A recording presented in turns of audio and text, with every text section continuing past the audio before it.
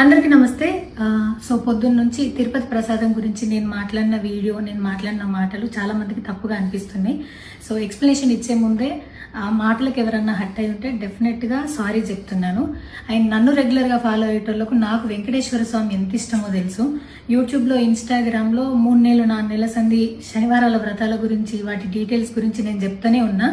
అవేవి దేని గురించి ఎవరు మాట్లాడుకోలేరు. అన్ఫార్చునేట్లీ దీని గురించి మాట్లాడినరు.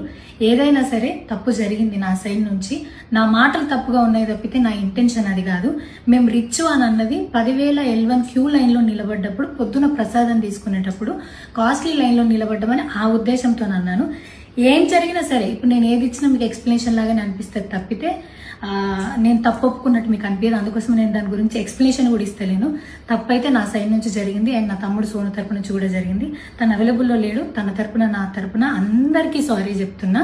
సో నా ఇంట్లో వెంకటేశ్వర స్వామి, నా చేతి మీద వెంకటేశ్వర స్వామి, అన్నిటికన్నా ముఖ్యంగా జీవితంలో నాకు అత్యంత విలువైంది నా బిడ్డ.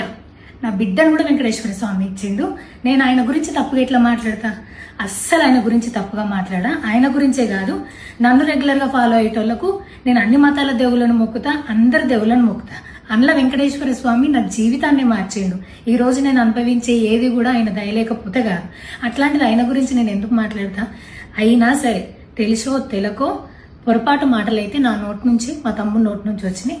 దానికి డెఫినెట్గా సారీ అడుగుతున్నా.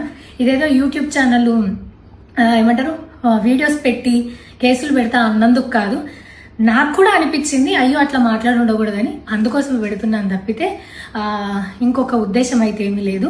నేను మళ్ళొకసారి టీటీడీ మెంబర్స్కి అండ్ నా మాటల వల్ల హట్ అయిన ప్రతి ఒక్కరికి నేను నా తరపు నుంచి సారీ చెప్తున్నా. అండ్ ఇంకోసారి మళ్ళీ ఎప్పుడు రిపీట్ చేయను.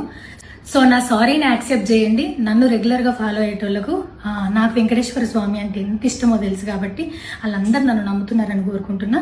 మళ్ళొకసారి ఎక్స్ప్లెనేషన్ కాదు, సారీ చెప్పినంత మాత్రాన తప్పు ఒప్పైపోతుందని కూడా కాదు. బట్ నేను చేయగలిగింది ఇది ఒక్కటే కాబట్టి మళ్ళొకసారి అందరికీ సారీ. అండ్ డెఫినెట్గా ఐ ప్రామిస్ ఇంకోసారి ఇది రిపీట్ అవ్వదు. Thank you.